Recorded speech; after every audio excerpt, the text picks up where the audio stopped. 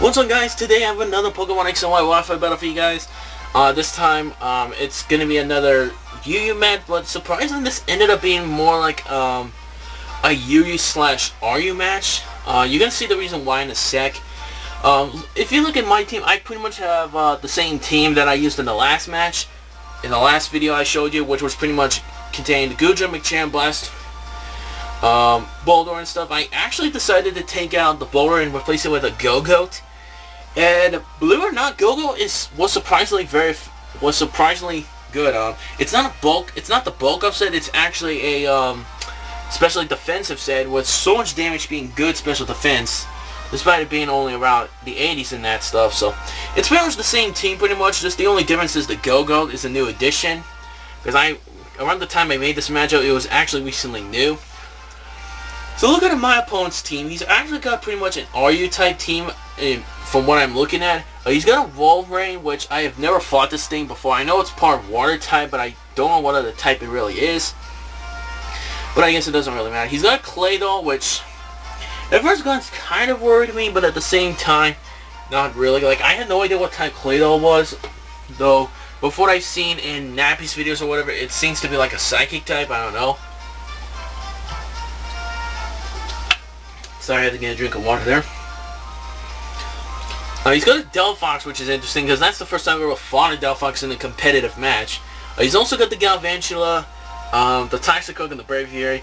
Looking at my opponent's team, the biggest threats I have to worry about is the Toxicroak and the Braviary, because if you look at my team, I have a lot of Pokemon weak to those guys. Like, for example, Toxicroak pretty much can fuck up my Go-Goat, Goodra, and other stuff, but like, you'll see why in a minute.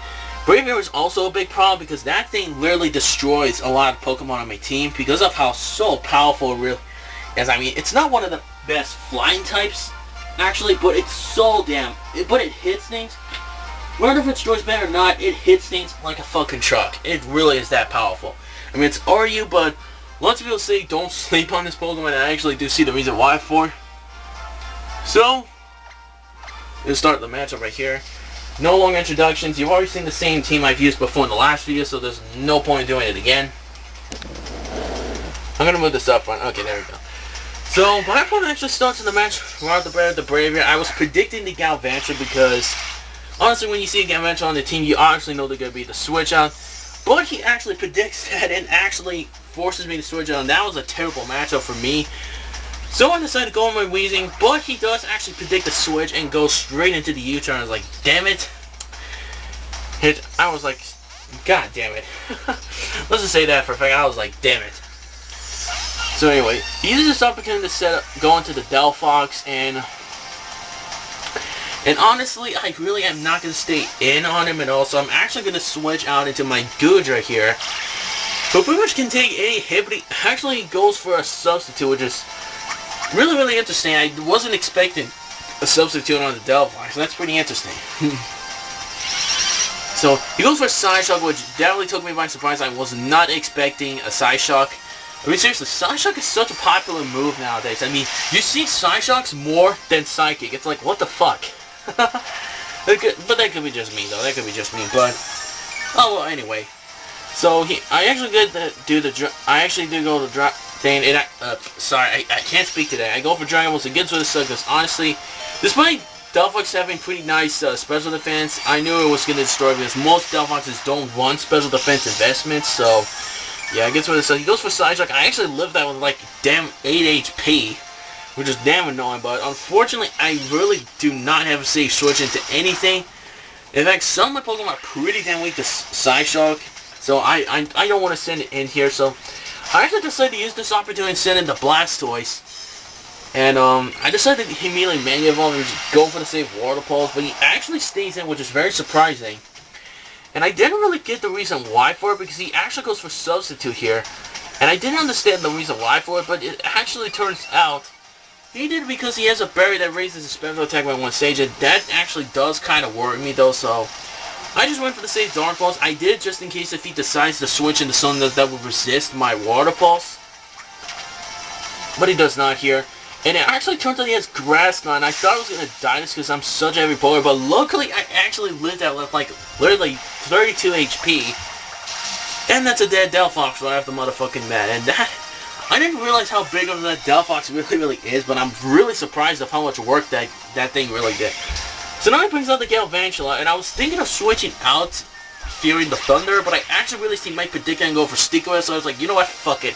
Water Pulse, just blast your water right into that thing's face, and you also confuse him at the same time. It's just, oh my lord, I was so surprised. So I kind of knew at this point that I had to rely on Confuse Axe here, and it's perfect because not only did Galvantula hit himself, I also get a Rapid Spin kill, and I get rid of the Sticky Web at the same time. And it's like, yes, good job, Blastoise. You did a fantastic job. You know what? Like, but unfortunately, he's going to bring the raid. I have no safe switch, and so I decided to let my Blastoise die at this point, because it's still on life, and I don't have a safe switch, and there's no point of doing that. So I was like, you know what, Blastoise? You did a good job. You did a really good job. You took down 2 Pokemon. You got rid of hazards. You're gonna get 1,000 pounds of ice cream at the end of this match. Let's just say that for a fact. But so he actually switches to the Walrein, predicting my Willis. I don't really have an issue if he switches out because honestly, I want to give residual damage on at least something on his team. Luckily, it's this Walrein because I know for a fact, even though I've never fought a Walrein before, I know for a fact that from what I've actually looked up, these things are very, very bulky. So I decided to use this opportunity and go into my Goro.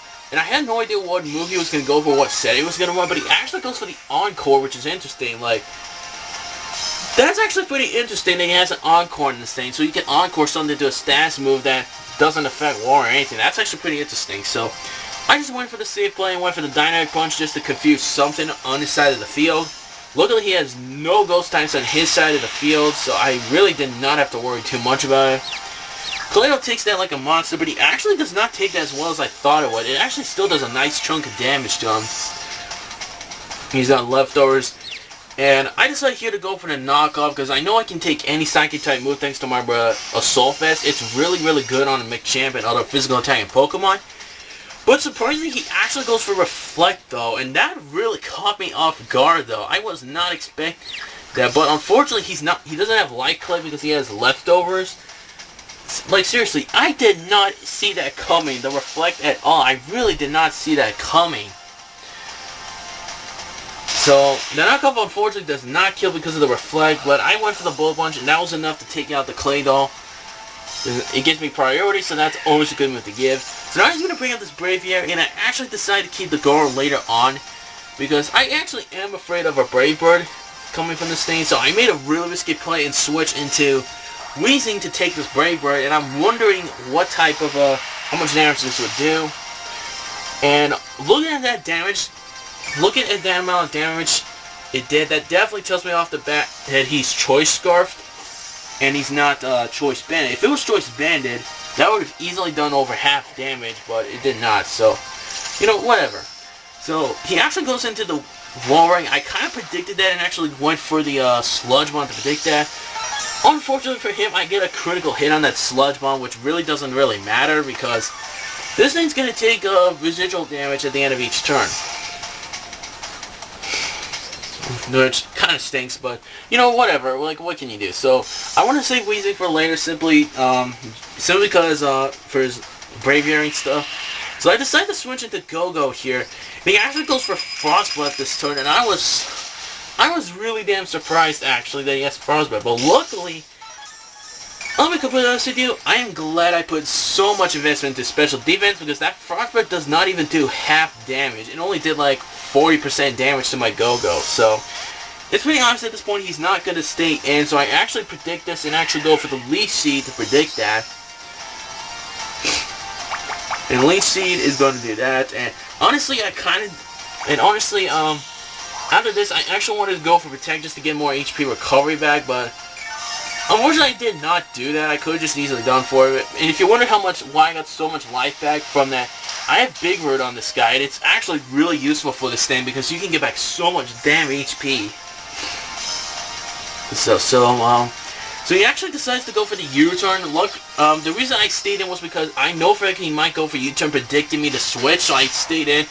And I just went for the Hornage, and I was expecting him to go back into the into the wall ring, but he actually brings in a Toxicroak, and I completely forgot that he had a Toxicroak on his team. I completely forgot about that. So anyway, he's gonna go for that, and honestly, it's not gonna matter, because I honestly, if I would have went for damn Earthquake, or went for another late seed, that would have been perfect, because I would have just stalled this thing to death, stalled this thing out, and went for an Earthquake, but I just didn't think about it. It's just my fault. I just completely forgot he had a Toxicroak on his team. I completely forgot. So I decided to go for Willis. I figured he would go for Sword Sense, because Sword Sense is a very popular move to go for with a Toxicroak. But unfortunately, I missed the first one, and that's the first time I've ever missed a Will, and that's the only time I've ever missed my Willis this entire game. But you guys are going to see that even if he gets a +4, it's not going to matter, because this Willis is going to land. Now he's at +2 physical attack again. And even though it does seem like a +2 attack, it still hurt me. You're going to see later, it really does not make much of a difference. Not that much of a difference at all. Sorry, and he goes for Ice Punch, and look at that. I take that so well.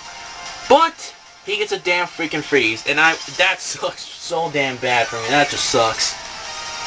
But at least he still has Black Sludge recovery, though. And here's the thing I don't get. How is my Weezing's Puff Clouds frozen in the freaking ice? I mean, seriously. He's made out of steamy gas, hot gas. I mean, you can even see the poison on the bottom of his chest. He's made of freaking gassy clouds. Like, how come that does not thaw out the freaking ice? I mean, seriously. Anyway, I actually thawed on the second turn, which was really, really damn lucky for me anyway. I mean, I could still took and hit so nicely, but it's just still. And he honestly can't go for Poison Jab or Drain Punch because I actually resist those moves, so his best moves is pretty much Sucker Punch and freaking Ice Punch. And I go for Flamethrower again, and it's unfortunately after the Black Surgical, the burn's not going to take out the Toxicroak. And this was unfortunately a really dumb play on my part. I actually should have went for Willis here because I know for Vic he might go for a Sucker Punch. But I actually went for the Flamethrower thinking he would go for Ice Punch instead. But he goes for the safer play and goes for the Sucker Punch knowing I would attack. So I just didn't predict that. But luckily I took that so damn well actually. Even at +2 I still took that Sucker Punch very nicely. I mean, that's how much I love Weezing. So that brings in Braviary. I decided to let my Weezing die because Weezing at least did his really good job. Weezing by far, in my personal opinion, outside of Blastoise, definitely one of the MVPs of the match because he was really, really helpful this matchup, really helpful. Yeah, so he actually decides to go for Retaliate. I actually decided to go for the Dragonite here. And since I did figure he was probably choiced in some way, I decided to actually use this opportunity to set up a Dragonite. But then again, he could have maybe been X-Bill and just went for Super Power right off the bat, but who knows. So I kind of predicted him to maybe switch out, but honestly it really did not matter, to be honest, since I just went for the Dragon Claw and that takes out the Wall Ring. Even if it didn't kill Wall Ring, the burn would have killed it anyway regardless, so it was kind of useless. And now here comes a very, very odd play on this part. I decided to stay in because I'm at full life. Well, pretty much almost full life, but not really. And the reason I stayed was because I thought he would go for the Super Power, but he actually goes for Brave Bird, which was a really, really odd play on his part. And I just didn't get the reason why he actually did that. I just did not understand the reason why for that. But, you know, whatever. It happens. So that's actually the match. As you can tell, it was just it was a 2-0 victory. I still had my girl left, which is my Machamp. I think the reason he didn't go for superpowers because he figured if I die, I could bring in my Machamp, who could easily take another superpower and just finish him off with a Stone Edge. And thanks to No Guard, Stone Edge will always land every time. Which I definitely see that reason, but I don't know why he went for Brave Bird. Maybe he just had no other move and he probably lost regardless, so oh well, that shit happens, So thanks for watching my X and Y Wi-Fi battle. I hope you guys enjoyed it. And I'll see you guys next time for another X and Y Wi-Fi battle, so see you later.